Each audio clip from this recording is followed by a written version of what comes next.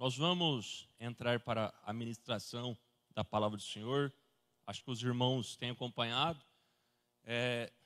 Já foi ministrado uma introdução pelo João Vitor a quando nosso Senhor Jesus Cristo, ele então se revela a João, o apóstolo João, e ele tem então a visão das últimas coisas, o Apocalipse. Já foi ministrado também a carta à igreja a Éfeso, já foi ministrada a carta à igreja a Esmirna, e hoje será ministrado a carta à igreja em Pérgamo. Então, irmãos, eu quero ler com você o texto, Apocalipse, capítulo 2, Apocalipse, capítulo 2, a partir do versículo de número 12.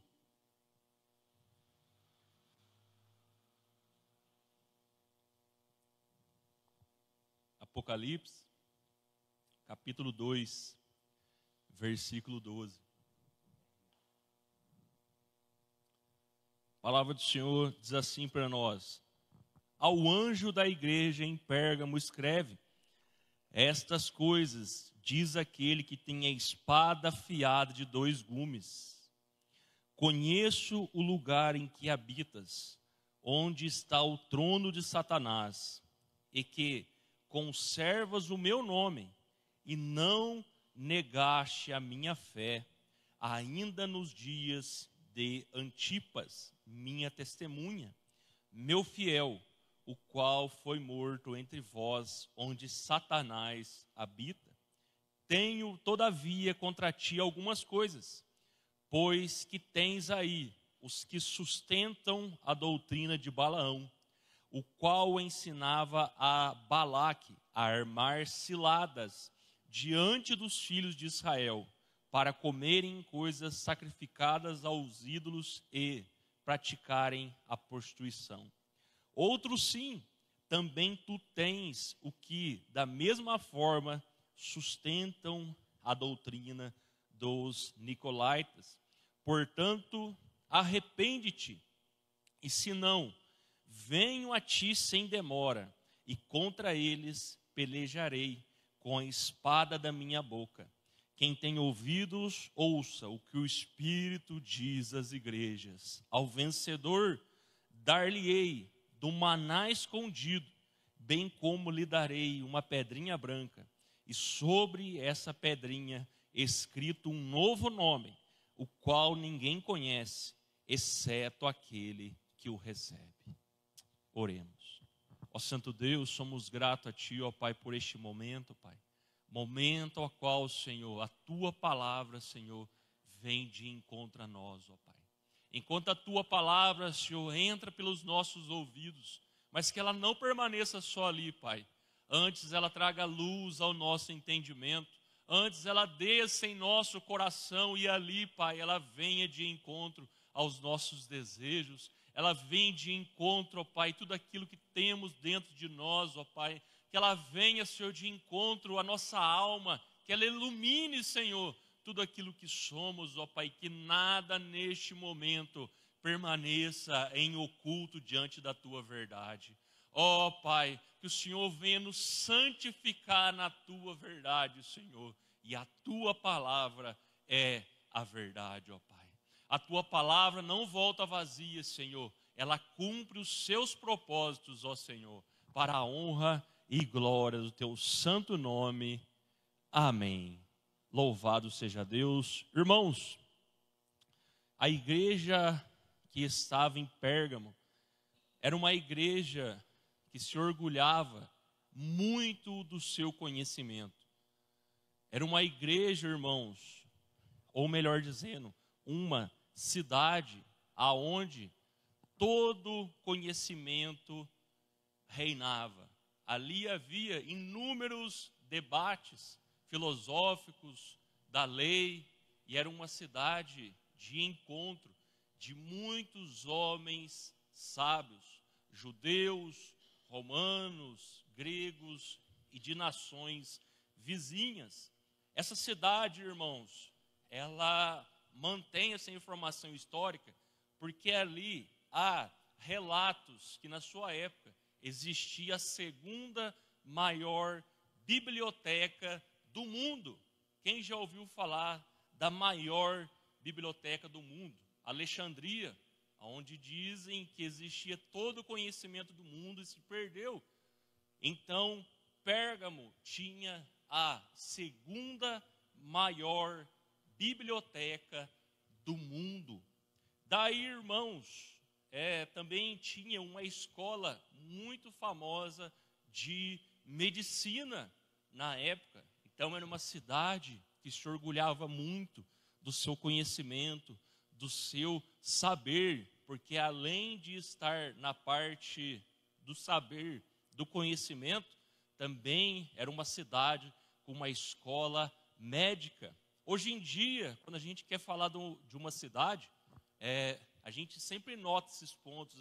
Olha, lá existe faculdade tal, né? Lá existe tal campo. Olha, lá um grande hospital existe lá naquela cidade. Agora imagine, nessa época então, que as pessoas mal sabiam ler, que as pessoas mal tinham acesso ao conhecimento, lá existia uma escola de medicina. Então, era uma cidade frequentada por homens cultos e ricos de várias nações.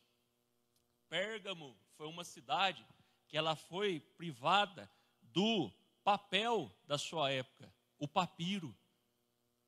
E então eles desenvolveram o pergaminho, que então deriva do seu nome, Pérgamo, pergaminho. E aí vieram aqueles rolos. Quem já viu alguma imagem das pessoas lendo aquele rolo de couro e alguns materiais parecidos? O pergaminho foi desenvolvido nesta cidade, para eles poderem escrever grandes pergaminhos, grandes rolos de pergaminho, foi desenvolvido nesta cidade também. Por tudo isso que eu disse, essa cidade então influenciou a cultura de muitos povos daquela região, porque ali saía e era produzido muita cultura, muita informação, muito saber, médicos, filósofos para toda aquela região. Só que mesmo assim, com todo esse saber, com todo esse conhecimento, aquela cidade era uma cidade politeísta. Era uma cidade que adorava vários deuses, deuses de todas as nações, deuses de todos os povos. Adoravam-se os deuses gregos, Zeus, Afrodite, Mercúrio dos romanos, Júpiter, vários deuses de todos os povos. Mas ali era uma cidade que estava sendo dominada por Roma, e eles chegaram então ao cúmulo de levantar um templo em adoração ao imperador de Roma. O homem também era adorado naquela cidade. Uma cidade com tamanho conhecimento, tamanha estrutura intelectual, mas era uma cidade idólatra. Era uma cidade completamente idólatra, ao ponto de adorar até mesmo os homens. Então, irmãos, esses são dados históricos da cidade de Pérgamo, que traz luz para nós ao que o nosso Senhor Jesus Cristo direciona a esta igreja, a qual o texto que a gente leu, Jesus Cristo enfatiza que ele conhece aquele lugar e ele sabe que em meio a toda aquela idolatria existe alguém por trás. E ele vai dizer que por trás de toda essa idolatria está Satanás, o diabo, e que ali naquela cidade, naquela região toda, está o trono de Satanás. É o centro de toda idolatria. Jesus Cristo está dizendo que ele está sentado naquela cidade, sobre aquela cidade. Tamanha é a idolatria que aquela cidade praticava. Jesus Cristo, então, irmãos, ele inicia essa carta ao anjo da igreja em Pérgamo, no versículo 12, e ele diz: estas coisas diz aquele que tem a espada afiada de dois gumes. Existe algo que está com o nosso Senhor, que é representada por uma espada. Hebreus vai dizer que a palavra do Senhor é uma espada de dois gumes, apta a penetrar dentro de nós e separar a carne da alma, a revelar tudo aquilo que está dentro de nós encoberto, tudo aquilo que está escondido. E quem nunca sentiu isso dentro da igreja? Como se uma palavra pregada, como se um louvor cantado, porque a palavra sendo cantada, o Senhor sendo exaltado, algum testemunho que foi real, que foi a mão de Deus, e você não sentiu que algo foi revelado dentro de você. Alguns cultos atrás, eu aqui testemunho que isso aconteceu comigo. Eu cheguei em casa e minha esposa, ela é testemunha que eu disse, eu estava orando algumas coisas ao Senhor, eu estava questionando algumas coisas ao Senhor, e Ele me respondeu através da sua palavra hoje. E eu senti muita presença de Deus, irmãos, naquela noite. Porque nós devemos crer que a palavra do Senhor ainda é afiada, irmãos. A palavra de Deus ainda é uma espada que corta os nossos corações. Nós devemos entender, irmãos, que aqui não é só um homem que dedicou tempo, que buscou informações históricas, teológicas, não é só um homem que passou um tempo lendo, mas também foram homens que dobraram seus joelhos e ouviram do Senhor e abriram a sua boca sem medo para o Senhor falar à sua igreja. Nós devemos crer que o Senhor ainda fala, irmãos. Que não é somente o conhecimento humano sobre teologia, sobre história, sobre filosofia, porque nós devemos crer que a palavra de Deus ainda é afiada, irmãos. Ela ainda é uma espada de dois gumes, ela ainda é a verdade. Nós devemos crer que a palavra de Deus ainda é apta para discernir propósitos dos nossos corações, que ela é apta para nos corrigir, admoestar, exortar, para transformar, para direcionar as nossas vidas. E Jesus Cristo, Ele se apresenta dessa forma. Mas aqui Ele está dizendo que a sua palavra, ela é justiça, é uma espada de dois gumes. Eu quero ler com você, irmãos, algo sobre a justiça de Deus. Romanos, irmão, 1º capítulo, versículo 17.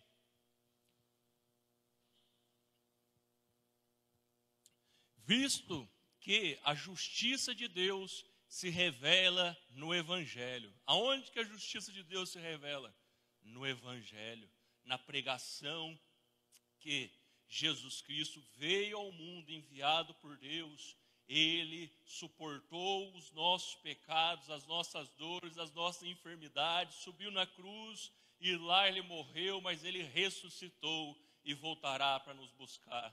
E nós reagimos assim ao Evangelho, de fé em fé, nós vamos crendo e crendo, e o justo então provará dessa justiça por meio da fé. Eu quero ler com os irmãos Isaías, capítulo 51, versículo 4. Algo profético sobre a palavra. E aí diz, através do profeta Isaías: atendei-me, povo meu, e escutai-me, nação minha, porque de mim sairá a lei, e estabelecerei o meu direito como a luz dos povos. Perto está a minha justiça, aparece a minha salvação, e os meus braços dominarão os povos. As terras do mar me aguardam, e no meu braço esperam. Levantai os olhos para os céus e olhai a terra embaixo, porque os céus desaparecerão como a fumaça, e a terra envelhecerá como um vestido, e os seus moradores morrerão como mosquitos, mas a minha salvação durará para sempre, e a minha justiça não será anulada. A justiça de Deus nunca será anulada, irmãos, por nenhuma cidade poderosa, por nenhum conhecimento humano, por nenhuma parte da ciência. Pode ser quem for que esteja lá, o Senhor virá com uma espada de justiça e lançará sobre toda a terra, e todo mal e toda mentira será aniquilada. E esse dia Ele está preparando. E esse dia chegará. Então, Ele se apresenta a essa cidade, para a igreja que lá estava, que não importa que Satanás estava reinando em meio a toda aquela idolatria, ele tem uma espada nas mãos. Ele está mostrando para aquela cidade que não importa quem seja adorado, que seja demônio ou seja o homem, a justiça que prevalece é a dele, somente a dele.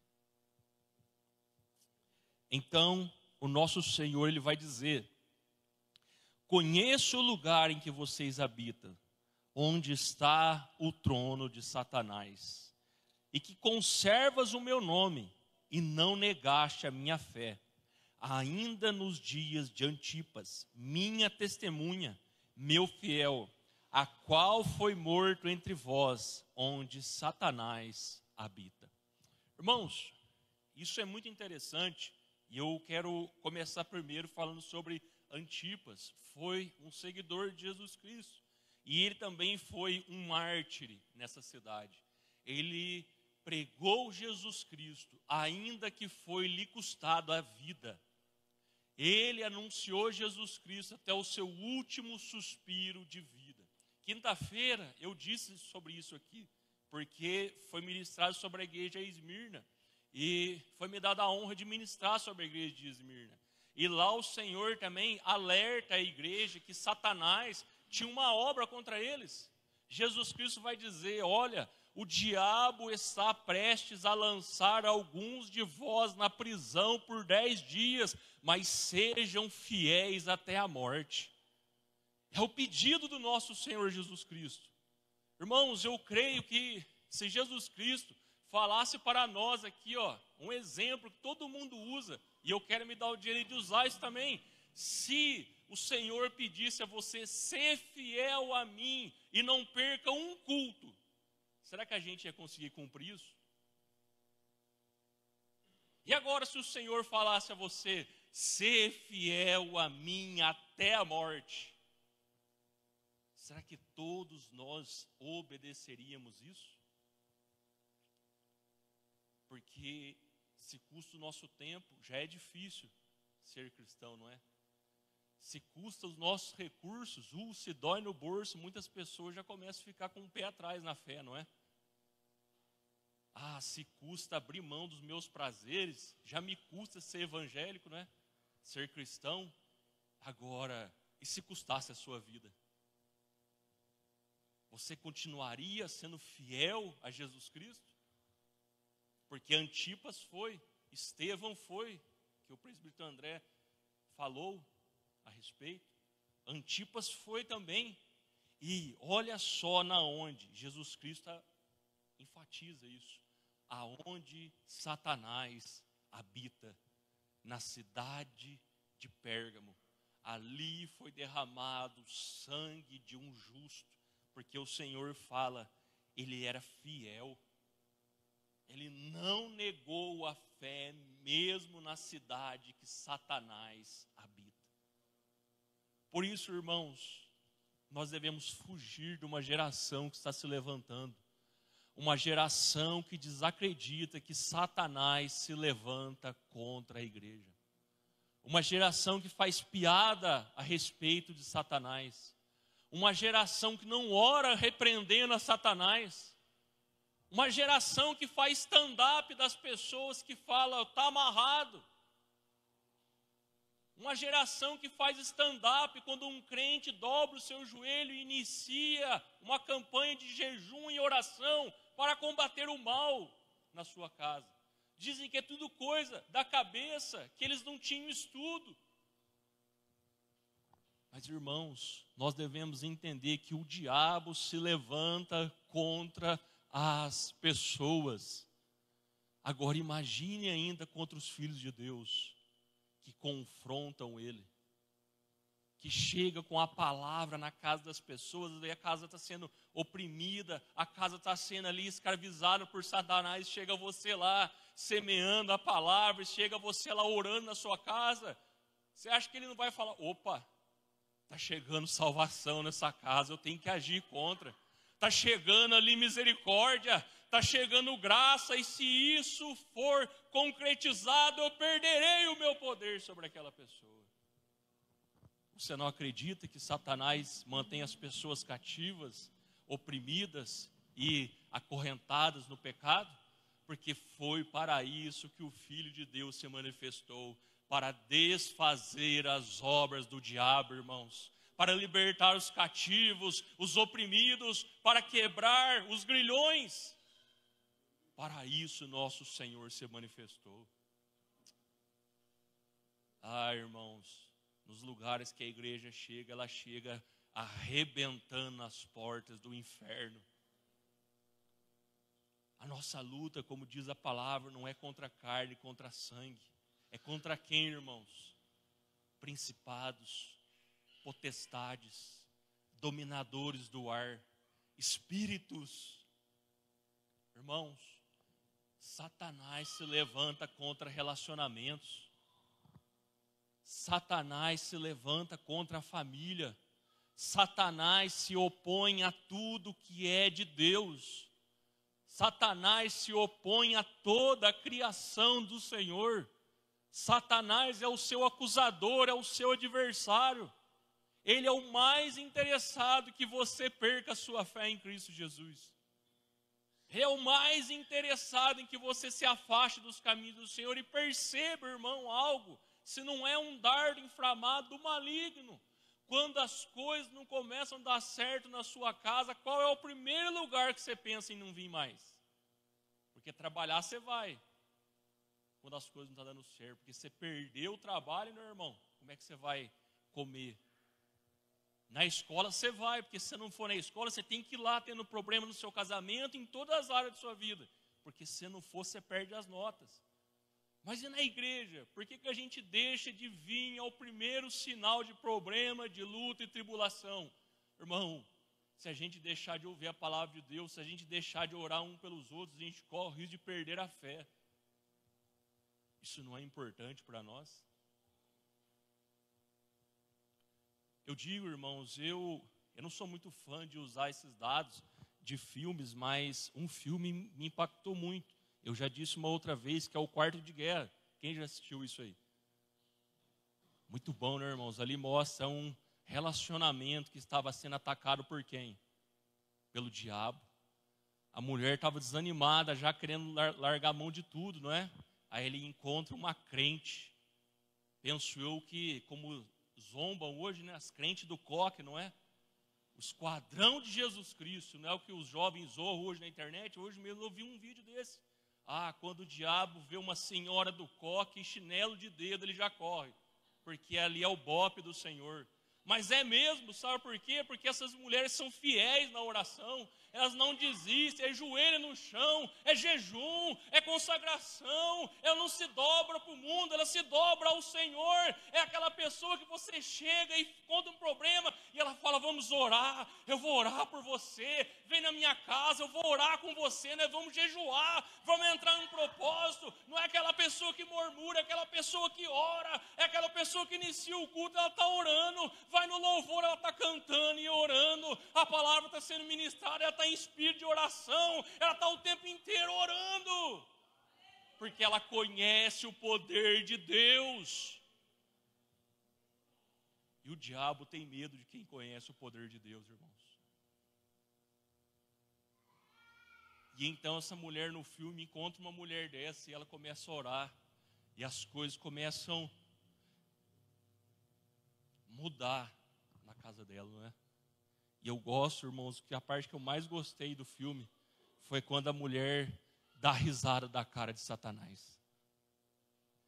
E ela diz, você perdeu mais uma. Não é? Isso é, irmãos, eu achei muito forte essa frase. Você perdeu mais uma. Mas não era por ela, porque eu Eu não tenho poder nenhum contra Satanás, você não tem.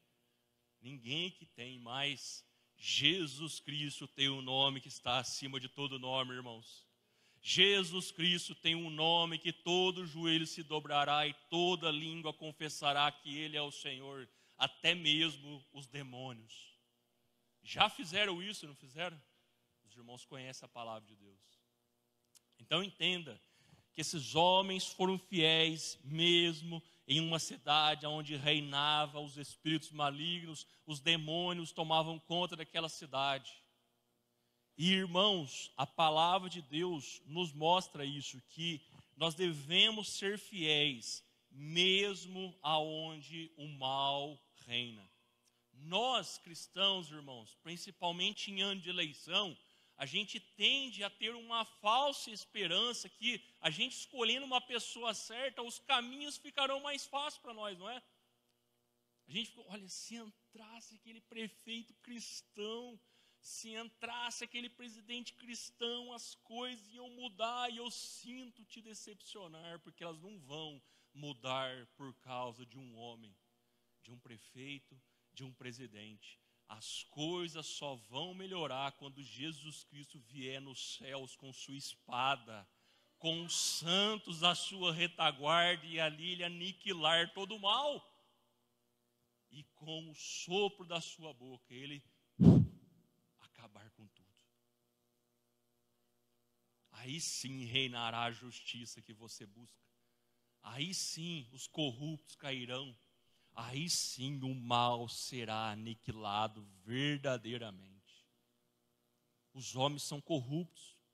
Eu creio que já passou muitos homens com boas intenções lá no poder, mas eles se corrompem facilmente. Então, irmãos, nós não podemos achar isso, que nós devemos crer em Cristo, que nós devemos ser fiéis quando as coisas estiverem tudo bem. Não, irmãos, o crente de verdade, ele se demonstra fiel e crendo quando as coisas estão totalmente desfavoráveis a ele, quando as coisas estão totalmente difíceis para a igreja. Foi dito muito hoje aqui sobre a perseguição que a igreja sofreu, irmãos. Olha aqui, nós estamos falando de uma cidade idólatra, de um povo que se voltava para falsos deuses, para falsos mestres, mas existia ali uma igreja fiel, pagando aquele preço de derramar até o seu sangue por sua fé em Jesus Cristo. E eles eram ainda, acima de tudo, fiéis ao Senhor. Eles estavam ainda, acima de tudo, crendo no Senhor com todas as suas forças. Coloca para mim, irmão, Deuteronômio, capítulo 32, versículo 16. Olha só, lá no Antigo Testamento ainda, o Senhor já alertava seu povo. Com deuses estranhos o provocaram a zelos, com abominações o irritaram. Sacrifícios ofereceram aos demônios, não a Deus, a deuses que não conheceram, novos deuses que vieram há pouco, dos quais não se estremeceram seus pais. Perceba isso, que você entenda, irmão, que a palavra de Deus, ela não esconde isso, que ela associa falsos deuses a demônios, que a palavra de Deus associa adorações estranhas, pagãs, com adorações aos demônios. E Paulo traz essa ideia também ao Novo Testamento. Coloca para mim, irmão, 1 Coríntios capítulo 10, versículo 14. 1 Coríntios 10, 14, olha só. Portanto, meus amados, fugi da onde? Da idolatria. Falo como a criteriosos, julgais vós mesmos o que digo. Porventura o cálice da bênção que abençoamos não é a comunhão do sangue de Cristo? O pão que partimos não é a comunhão do corpo de Cristo? Porque nós, embora muitos, unicamente um pão, um só corpo, porque todos participamos do único pão. Considerai o Israel segundo a carne. Não é certo que aqueles que se alimentam do sacrifício são participantes do altar? Que digo, pois, que o sacrificado ao ídolo é alguma coisa? Ou que o próprio ídolo tem algum valor? Antes digo que as coisas que eles sacrificam é a demônios que as sacrificam, e não a Deus. E eu não quero que vós vos torneis associados aos demônios. Não podeis beber o cálice do Senhor e o cálice dos demônios. Não podeis ser participantes da mesa do Senhor e da mesa dos demônios. Ou provocaremos zelos no Senhor? Somos acaso mais forte do que Ele?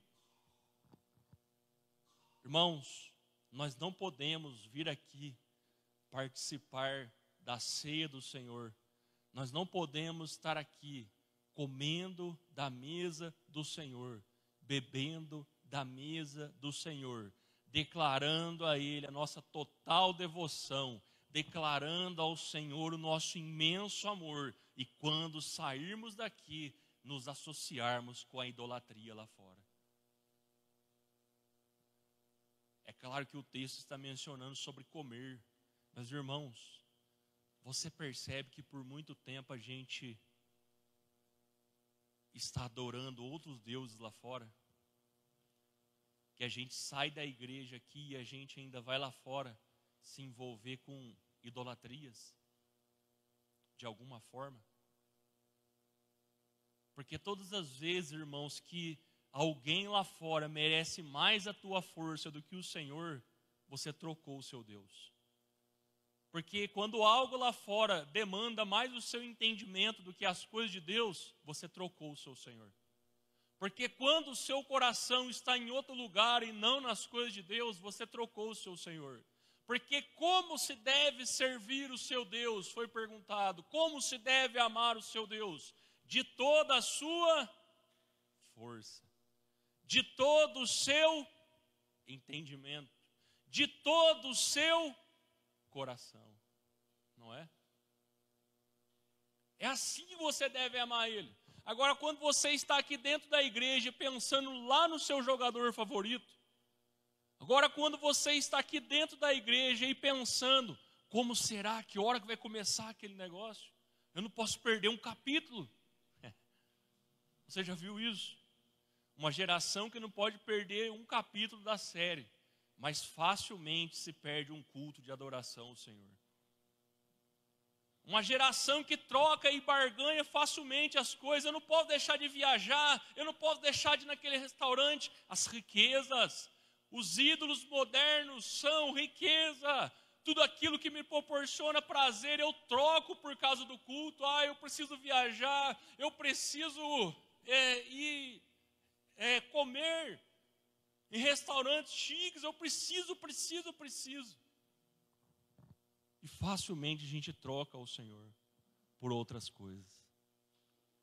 Irmão, a gente pode entrar num grande debate, mas a verdade de tudo é que isso acontece.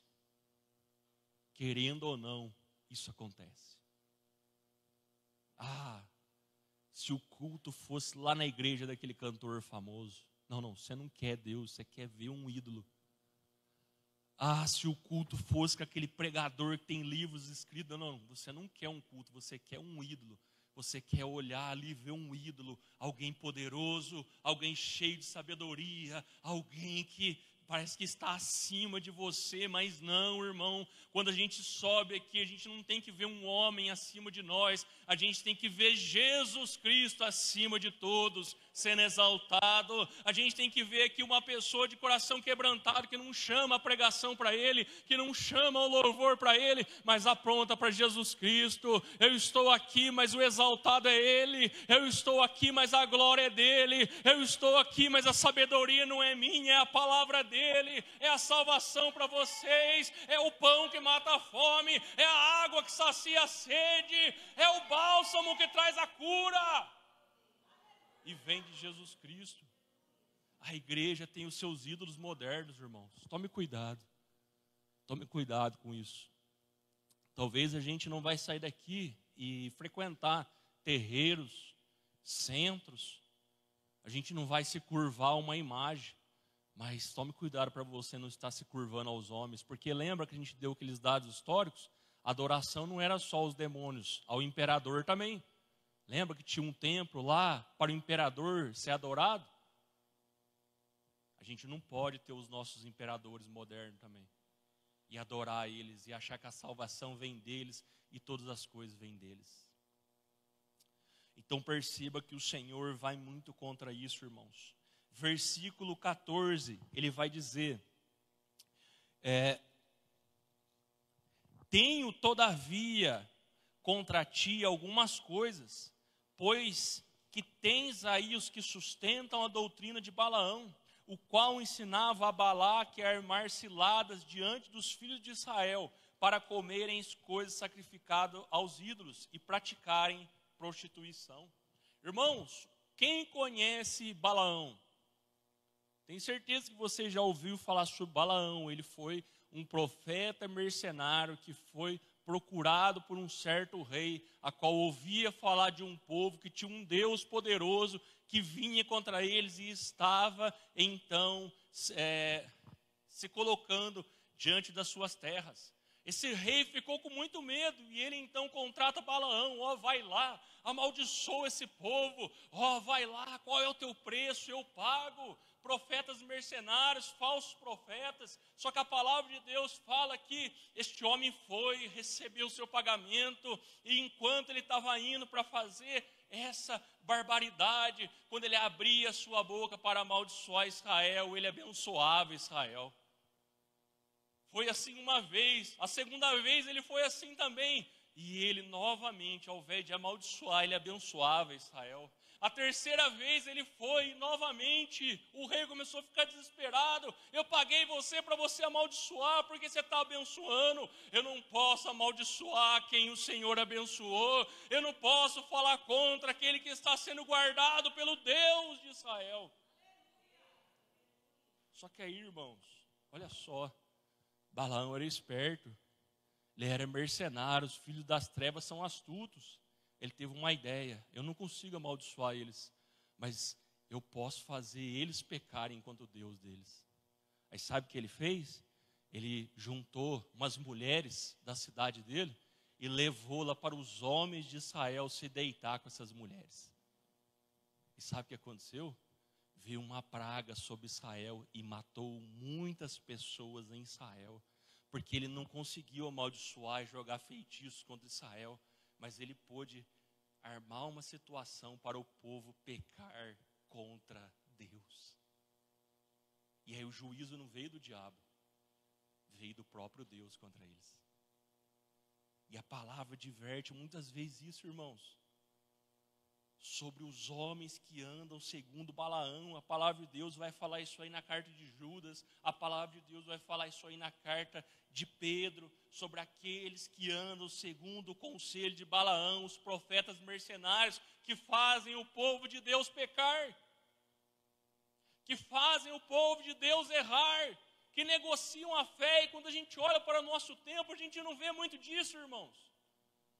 Pastores mercenários, pastores que induzem o povo a errar, a doutrinas sorrateiras nos seus ouvidos e fazem eles pecar, fazem eles errar o caminho, e as pessoas seguem esses homens, e as pessoas aplaudem esses homens. Sabe por causa do que, irmãos? O diabo, ele é astuto.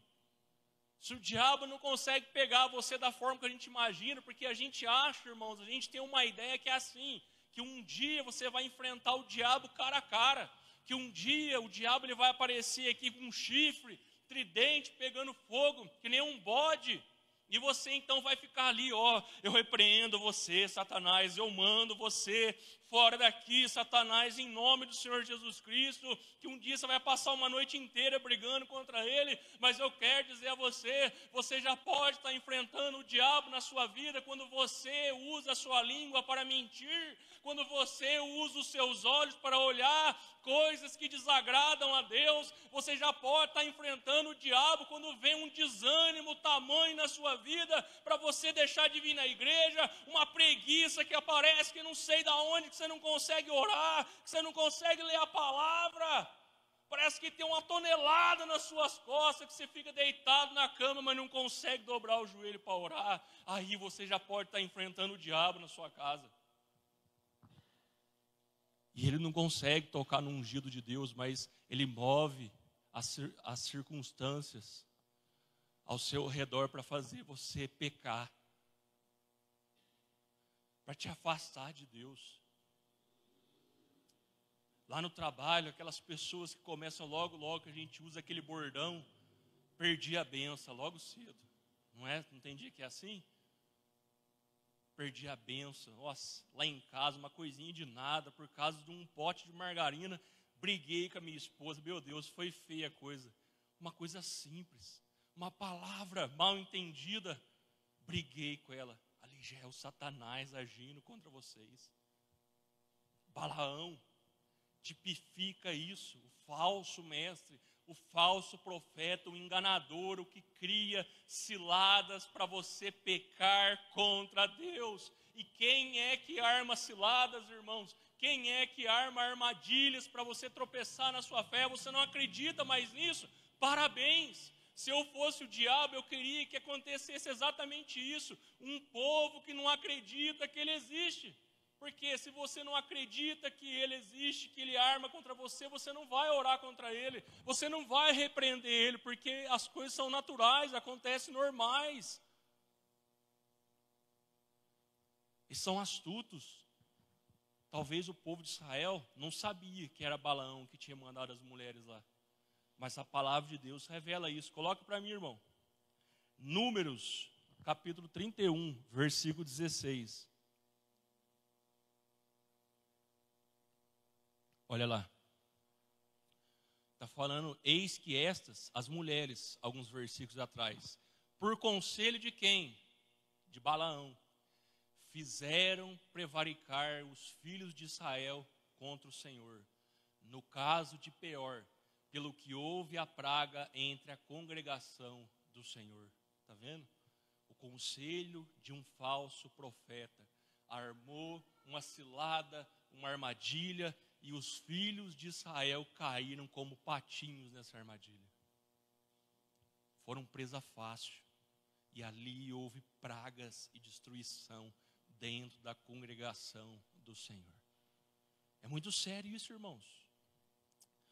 A palavra do Senhor vai dizer, versículo 15, outros sim também tu tens os que da mesma forma sustentam a doutrina dos nicolaítas. Os nicolaítas é uma incógnita. A gente não tem como afirmar com precisão qual eram as suas doutrinas verdadeiras, porque são muitos erros apontados e que são dirigidos a eles, mas basicamente são os mesmos erros que os filhos de Balaão cometiam. Levavam o povo ao erro carnal, levavam o povo a negar ao Senhor pelo prazer carnal, traziam heresias sorrateiras. Irmãos, a heresia ela é diferente um pouco do erro. Se eu chegar aqui e eu começar a falar para vocês, Deus é ruim e o diabo é bom, logo vocês vão começar a falar, espera aí, tem fogo estranho naquele homem, o que ele está falando? Porque isso é fácil de identificar, um erro, mas uma heresia, ela é uma meia-verdade, ela é uma mentira disfarçada de verdade. Ela é aquele negócio que coloca a pulga atrás da sua orelha, que nem alguém fez com uma certa mulher lá no início de tudo, não é? Olha, é assim que ele disse. E ela ficou aquilo ali, nossa, é mesmo, né? Acho que não é bem assim, não. Ah, irmãos, a gente vive muito nas igrejas isso hoje, não é?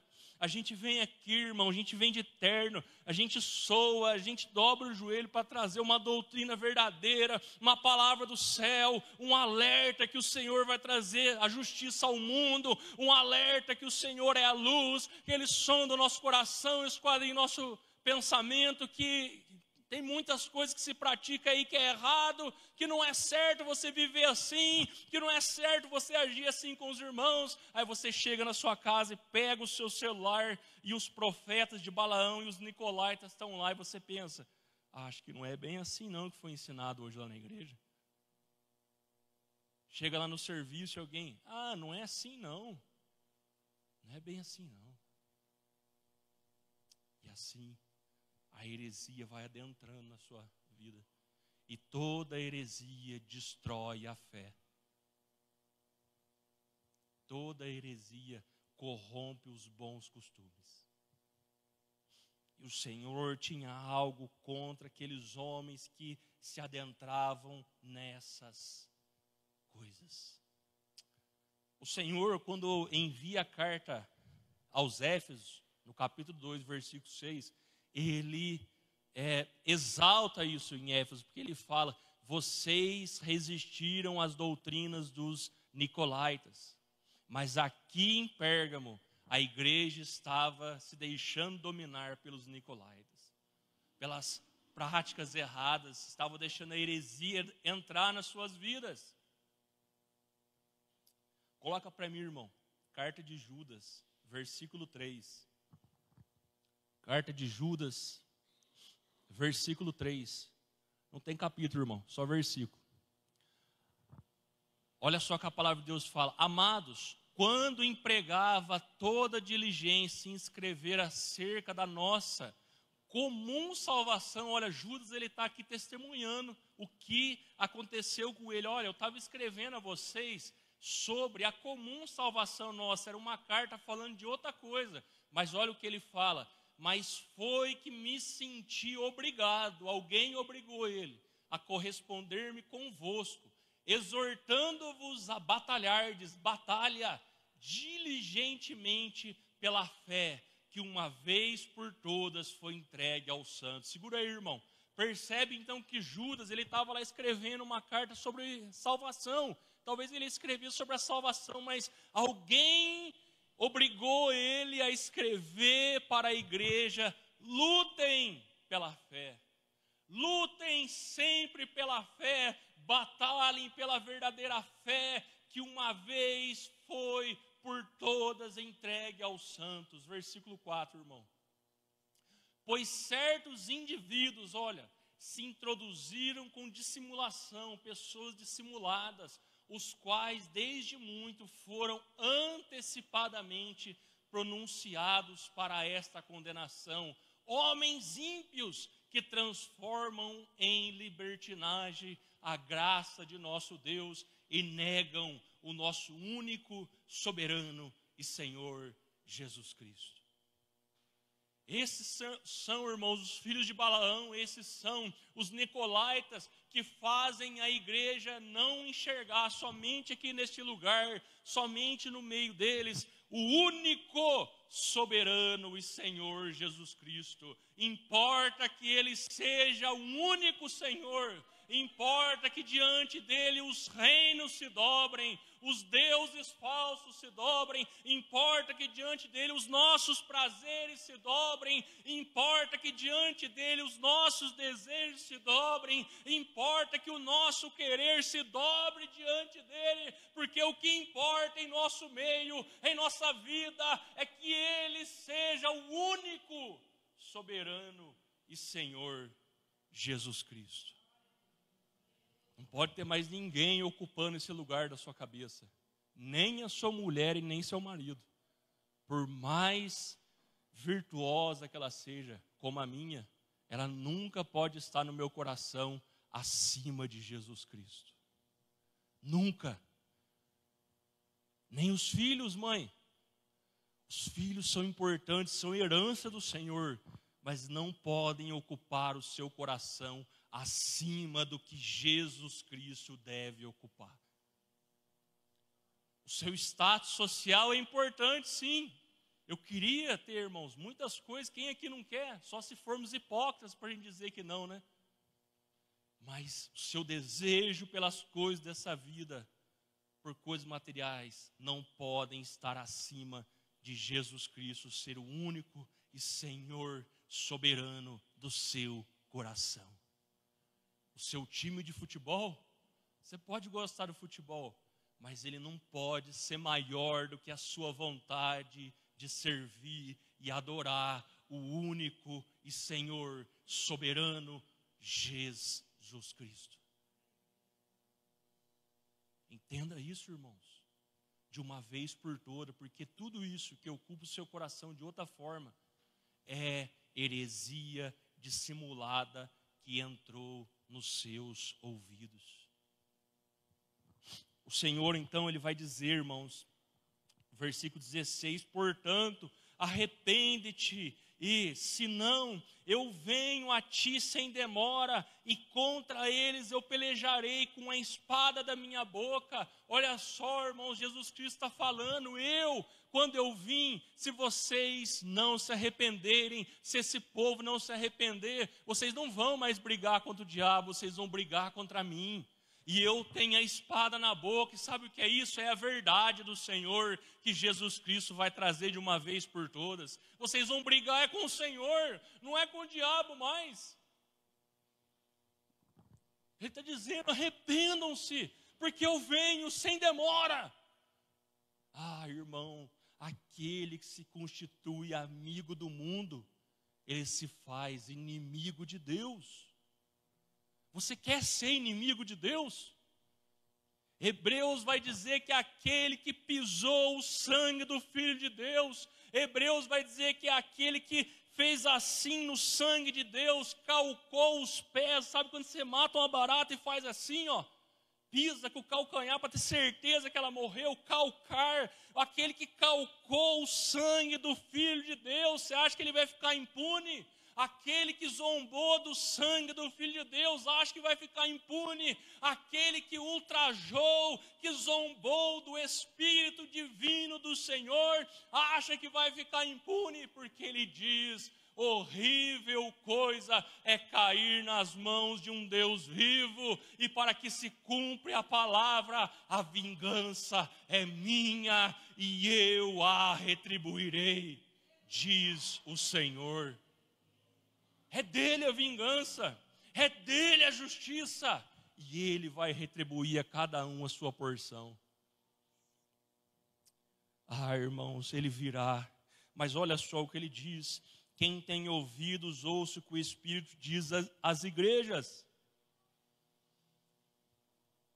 Ao vencedor, dar-lhe-ei do maná escondido, bem como lhe darei uma pedrinha branca, e sobre essa pedrinha é escrito um novo nome, o qual ninguém conhece, exceto aquele que o recebe. O Senhor tem um maná, o Senhor tem um grande momento de comunhão para repartir com você que está escondido com Ele. Está em secreto. Irmãos, a não ser se eu tiver uma revelação do Senhor, eu não consigo explicar para você como será esse momento de compartilhar o maná com o Senhor. Eu não consigo explicar a você como será isso que o Senhor tem preparado, porque Ele diz, está em secreto. Mas, olha, a promessa dele é que um dia Ele vai repartir esse maná. E lembra o que Ele teve uma conversa com os fariseus e os judeus daquela época, que eles se gabavam por ter comido o maná lá no deserto. E ele fala, seus pais comeram o maná, mas eles morreram. Mas saiba, eu sou o pão que veio do céu.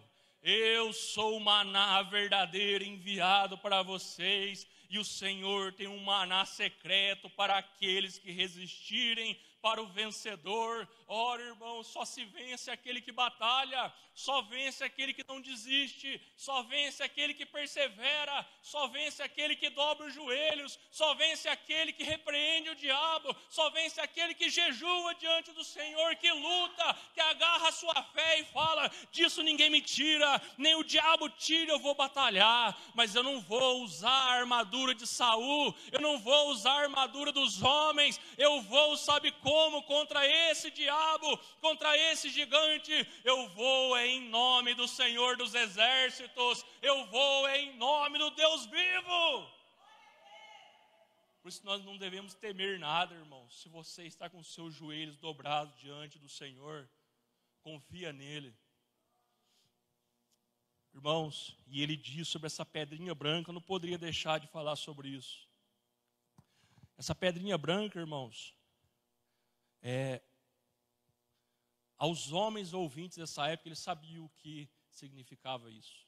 Essa pedrinha branca era usada de duas formas na época. Essa pedrinha branca era dada para um réu que estava prestes a ser condenado, mas ele teve os seus erros absolvidos. Então ele andava com essa pedrinha, escrito o seu nome, para que se em algum lugar eles falassem, olha, não é aquele fulano lá que roubou, que matou, mentiu, não pagou suas contas, vamos prender ele. Ele falava, não, olha aqui, ó, a pedrinha está aqui, ó, o juiz me deu, eu fui absolvido dos meus erros. Outra coisa que era usada era quando um escravo era liberto. Quando se libertava um escravo, chegava ao seu senhor, olha, os serviços seus para comigo já estão pagos. Você está em liberdade. Então ele dava essa pedrinha ao escravo para que ninguém prendesse ele.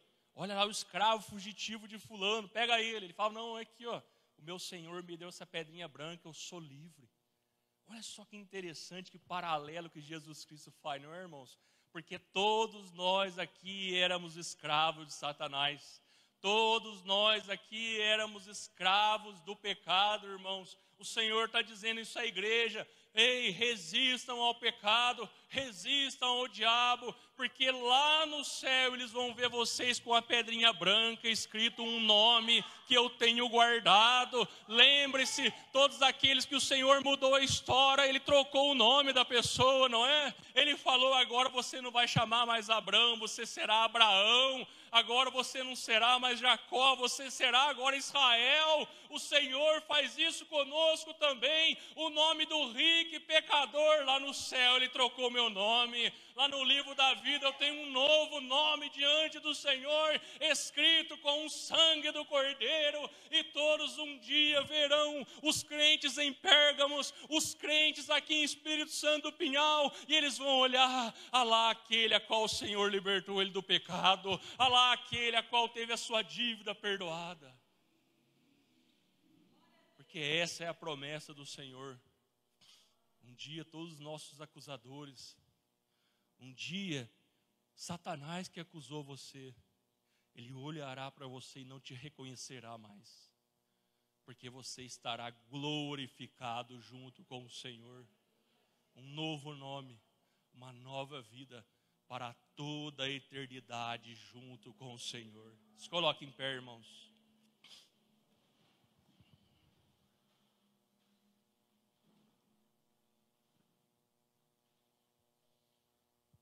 Pérgamo era uma cidade muito idólatra. E talvez, eu não conheço nenhuma cidade, talvez hoje no mundo, posso estar errado, que não cometa idolatria. Até mesmo Jerusalém comete idolatria. Sabia disso? Procure isso. Uma das maiores paradas gay do mundo acontece em Jerusalém. Todas as cidades se deitaram à idolatria de alguma forma. Pode ver, na entrada de todas as cidades há um templo para deuses estranhos. Você não viu isso? Na nossa cidade tem, quando você passar do portal lá você olha. 3 pilarzinhos lá de pé, um compasso, umas coisas lá. É deuses estranhos. É altar a deuses estranhos. A cidade está cheia de imagens a deuses estranhos por aí. E as pessoas ainda reverenciam essas coisas. Pode ser demônios, hein?